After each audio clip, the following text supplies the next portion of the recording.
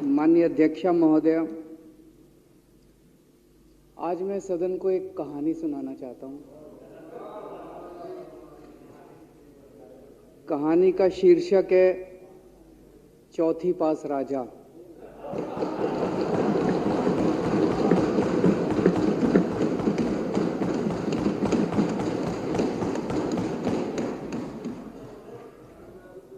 आपने बचपन में राजा रानी की बहुत कहानियां सुनी होंगी। मेरी कहानी में रानी नहीं है,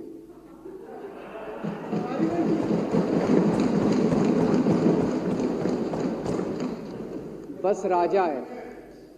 ये कैसे राजा की कहानी है अध्यक्ष महोदया, जो अनपढ़ था, चौथी पास था, बेहद अहंकारी था, बहुत अहंकार था, बहुत ज्यादा, और पैसे की इतनी हवस थी, इतना भ्रष्टाचारी था, इतना भ्रष्टाचारी राजा था। ये एक महान देश की कहानी है। एक बहुत महान देश था, कई हजार साल पुराना देश। उस देश में एक गांव में एक बहुत गरीब परिवार में एक बच्चे का जन्म हुआ। जब बच्चे का जन्म हुआ तो ज्योतिषी ने कहा, गांव में ज्योतिषी होते हैं, आते हैं, वो पत्री बनाते हैं। ज्योतिषी ने कहा, माई तेरा लड़का बड़ा होके बहुत बड़ा सम्राट बनेगा। माई को यकीन नहीं हुआ, मेरा इतने गरीब हूं मैं, कहां से मेरा बेटा सम्राट बनेगा। तो उसने कहा, नहीं, तेरे बेटे के ग्रह बताते हैं तेरा बेटा बहुत बड़ा सम्राट बनेगा। बेटा धीरे धीरे बड़ा होने लगा। स्कूल, गांव का ही स्कूल था, स्कूल जाता था, उसका पढ़ने वढ़ने में मन नहीं लगता था।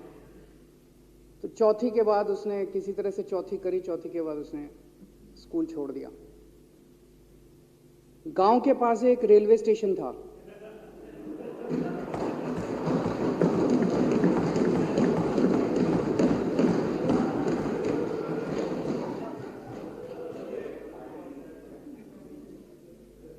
तो घर का खर्चा चलाने के लिए वो लड़का वहां स्टेशन पे चाय बेचता था।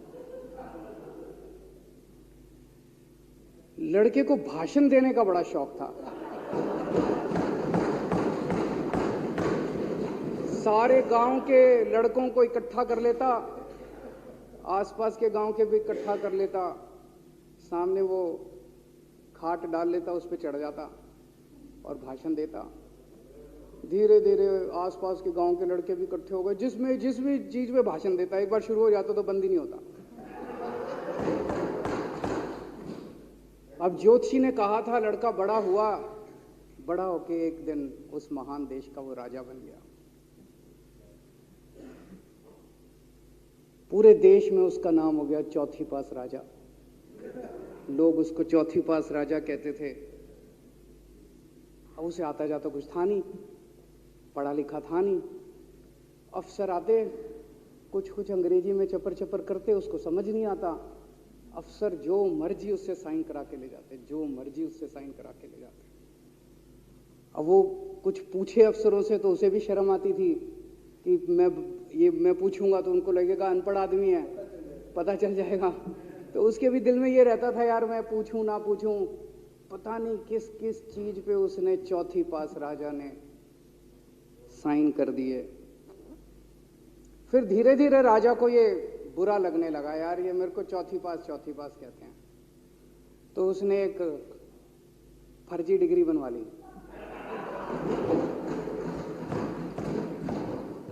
कहीं से फर्जी डिग्री बना के ले आया, एमए की। बोला मैं एमए हूं। तो लोगों को लगा, यार ये तो ठीक नहीं है, ये तो फर्जी डिग्री हम बना के ले आया हमारा राजा। तो लोगों ने आरटीआई डाली। जो आरटीआई डालता उस पर 25,000 रुपये जुर्माना।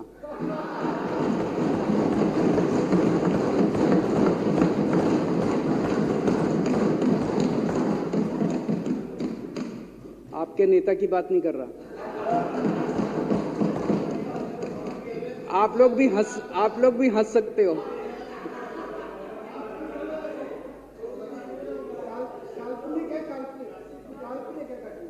तो जो आरटीआई डाले उसको 25,000 रुपए का जुर्माना, जो आरटीआई डाले उसको 25,000 रुपए का जुर्माना। एक दिन कुछ लोग गए चौथी पास राजा के पास, बोले जी एक बड़ा धांसू आइडिया लेके आए हैं। बोले बताओ। बोले जी नोटबंदी कर दो, भ्रष्टाचार खत्म हो जाएगा देश से। तो उसने कुछ पूछा, उसे कुछ समझ नहीं आया राजा को क्या कह रहे हैं क्या नहीं, पर उसे लगा यार कुछ धांसू आइडिया होगा। उसने एक दिन रात को 8 बजे टीवी चैनलों पे जाके नोटबंदी कर दी। बोला सारे नोट बंद। पूरे देश में हाहाकार मच गया, तड़प गए लोग, धंधे बंद हो गए, दुकानें बंद हो गई, लोग बेरोजगार हो गए, बुरा हाल हो गया पूरे देश। लंबी लंबी लाइनें लग गई पूरे देश के अंदर। लोगों ने जाके उसको कहा जी नोटबंदी कर दो, आतंकवाद खत्म हो जाएगा। ना आतंकवाद खत्म हुआ, ना भ्रष्टाचार खत्म हुआ, देश बर्बाद हो गया। वो महान देश जिसका वो राजा बना था, वो देश 10 साल 15 साल 20 साल पीछे चला गया उस नोटबंदी से, उस चौथी पास राजा की वजह से। एक दिन कुछ लोग गए उस राजा के पास, बोले जी खेती खूब बड़ी हो जाएगी, ये किसानों के कानून पास कर दो। अब उसको कुछ अकल नहीं थी राजा को, अनपढ़ राजा था।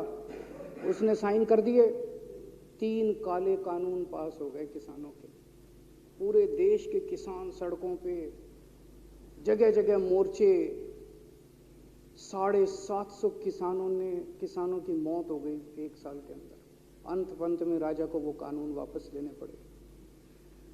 धीरे धीरे देश की समस्याएं बढ़ती गई, क्योंकि राजा ऐरे गहरे।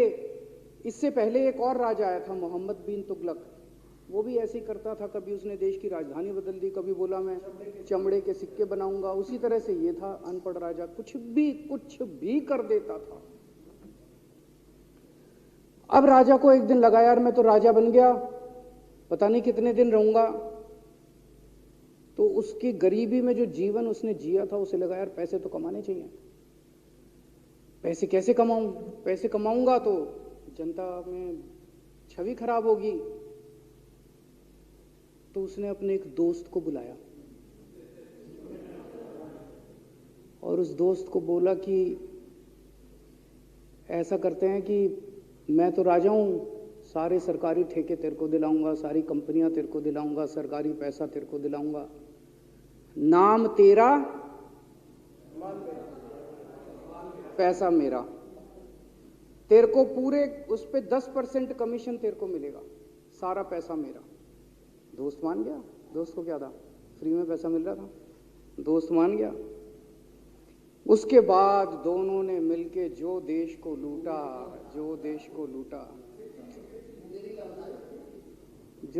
लूटा। सबसे पहले वो दोस्त आया, बोला सर सबसे पहले बैंकों को लूटते हैं। तो वो बोला वो कैसे यार, बैंकों को लूटेंगे तो ये तो ठीक नहीं है। बोला नहीं ऐसे करते हैं, आप किसी बैंक के चेयरमैन को बुलाओ, उसको बोलो कि वो मेरे को लोन देगा। तो बोला लोन देगा तो वापस करना पड़ेगा। बोला वापस कौन करेगा, वापस थोड़ी करना है, आप राजा हो, वापस नहीं करना, लोन दिला दो बस। तो राजा ने एक बैंक के चेयरमैन को बुलाया, बोला इसको लोन दे। तो वो चेयरमैन की सिट्टी पिट्टी गुम हो गई, यार मैं तो मर जाऊंगा, फंस जाऊंगा, वो भाग गया। तो फिर उन्होंने ढूंढ ढांड के एक ऐसा चेयरमैन चुना जो कि सरासर भ्रष्टाचारी, जिसके ऊपर 10 फाइलें खुली हुई, जिसके ऊपर 10 केस चल रहे, उसको बुलाया। बोला देख तेरे को चेयरमैन बना रहे हैं, अब तू 10,000 करोड़ रुपए दे दे इसको, नहीं तो तेरे को जेल भेजेंगे। जेल जाना है कि पैसे दे रहा है? उसने कहा माई बाप मैं जो कहोगे जहां कहोगे साइन कर दूंगा। उसने 10,000 करोड़ रुपए का लोन उसके दोस्त को दे दिया। ऐसे करते करते 1,00,000 2,00,000 करोड़ रुपए इन्होंने बैंकों से लूट लिए। राजा ने, चौथी पास राजा ने और उसके दोस्त ने मिलकर 2-2.5 लाख करोड़ रुपए बैंकों से लूट लिए। अब बैंकों से पैसा लूटने के बाद उन्होंने देश को खरीदना चालू किया। सबसे पहले उन्होंने देश के एयरपोर्ट खरीदे, पहले 6 एयरपोर्ट खरीदे, फिर उन्होंने बिजली कंपनियां खरीदी, फिर उन्होंने बिजली के दाम बढ़ा दिए पूरे देश के अंदर, फिर उन्होंने सी पोर्ट खरीदने चालू कर दिए, फिर उन्होंने कोयले खदानें ले ली, फिर इन्होंने पुलिस को भेज भेज के जो लोगों की कंपनियां थी, प्राइवेट लोगों की कंपनियां, यहां बंदूक रख रख के उनकी कंपनियां छीन ली राजा ने और उसके दोस्त ने। हाहाकार मच गया पूरे देश के अंदर। इतनी महंगाई हो गई, इतनी महंगाई हो गई पूरे देश में। पहले गैस 400 रुपए सिलेंडर होती थी, चौथी पास राजा के आने के बाद 1100 रुपए सिलेंडर हो गई। पहले पेट्रोल 71 रुपए होता था, 97 रुपए हो गया। पहले डीजल 57 रुपए होता था, 90 रुपए लीटर हो गया। जब पेट्रोल के दाम बढ़ गए, डीजल के दाम बढ़ गए, तो सारी चीजों के दाम बढ़ गए देश के अंदर। हाहाकार मच गया, सब चीजों पे इसने और इसके दोस्त ने कब्जा। दूध पहले 46 रुपए होता था, 66 रुपए लीटर हो गया। बच्चों को माएँ दूध पिलाने लायक नहीं बची, घरों के अंदर छोटे छोटे बच्चों के दूध छीन लिए इसने राजा ने। सरसों का तेल 90 रुपए लीटर होता था, 214 रुपए हो गया। बताओ, धीरे धीरे पूरे देश में हाहाकार मच गया। लोग अब राजा के खिलाफ आवाज उठाने लगे, लोग उसके खिलाफ बोलने लगे। तो राजा ने कह दिया, जो मेरे खिलाफ बोलेगा पकड़ के जेल में डाल दो। एक के बाद एक राजा ने लोगों को पकड़ पकड़ के जेल में डालना शुरू कर दिया। किसी ने राजा का कार्टून बना लिया, उसको भी जेल में डाल दिया। किसी ने राजा का नाम गलत ले दिया, उसको भी जेल में डाल दिया। किसी टीवी चैनल वाले ने राजा के खिलाफ लिख दिया, उसको भी पकड़ के जेल में डाल दिया। किसी जज ने राजा के खिलाफ कोई ऑर्डर कर दिया, उसको भी पकड़ के जेल में डाल दिया। ना जजों को छोड़ा, ना पत्रकारों को छोड़ा, ना मीडिया को छोड़ा, ना व्यापारियों को छोड़ा, ना उद्योगपतियों को, किसी को नहीं छोड़ा। राजा ने पकड़ पकड़ के उसने चौथी पास राजा ने सबको जेल में डालना चालू कर दिया। एक महान देश कहां से कहां पहुंच गया। उसी देश के अंदर एक छोटा सा राज्य था, उस राज्य का एक मुख्यमंत्री था।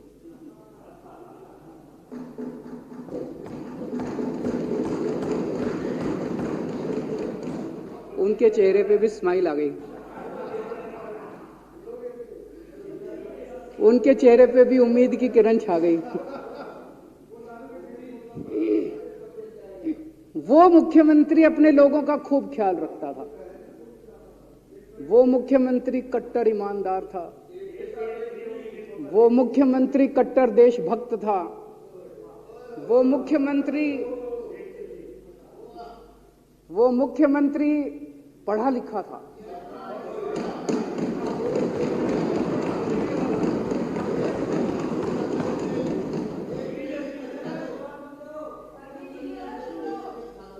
उस मुख्यमंत्री ने अपने लोगों को महंगाई से छुटकारा दिलाने के लिए बिजली मुफ्त कर दी।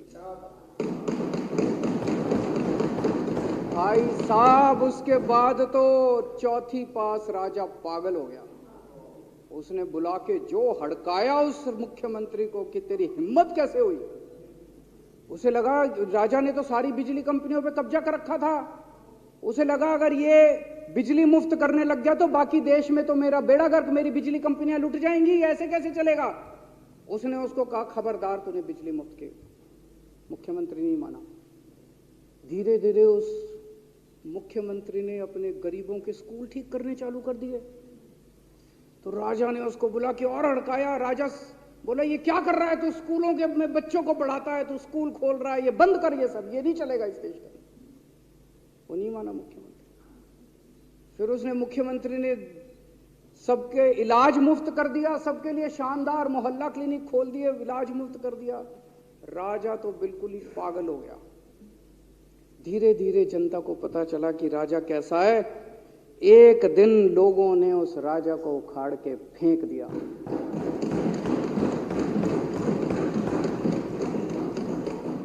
और लोगों ने एक किसी ईमानदार और देशभक्त आदमी को वहां बिठा दिया और उनकी सरकार आ गई।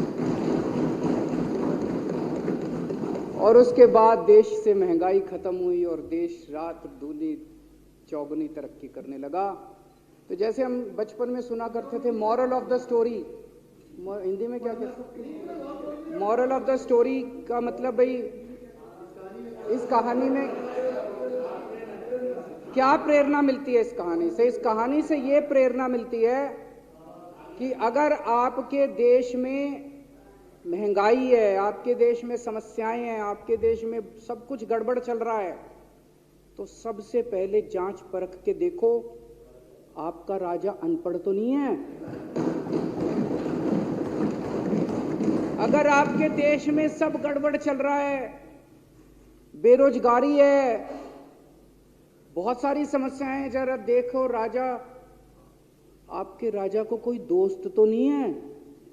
अगर है तो सबसे पहले अपने राजा को उखाड़ के फेंको, नहीं तो आपकी समस्याओं का कोई समाधान नहीं होगा। आपकी समस्याओं का कोई समाधान नहीं होगा। वो पढ़ा करते थे, अंधेर नगरी चौपट राजा, सवा शेर बाजी सवा शेर खाजा।